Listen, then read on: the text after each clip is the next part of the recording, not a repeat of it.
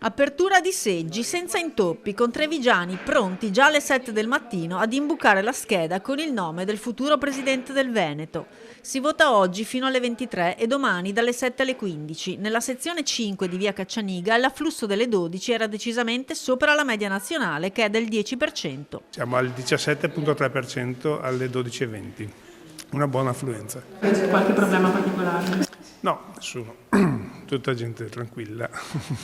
Felici di venire a votare. Per la prima volta gli elenchi dei votanti non sono divisi in uomini e donne, ma le modalità per votare restano le stesse, ovvero bisogna recarsi con documento di identità e tessera elettorale. Nel caso la si sia smarrita, basta rivolgersi all'ufficio del proprio comune di residenza. Gli aventi diritto al voto sono 4.300.000, divisi nelle 7 circoscrizioni provinciali, 5 i candidati presidente in corsa supportati da 16 liste, delle quali saranno eletti 50 consiglieri.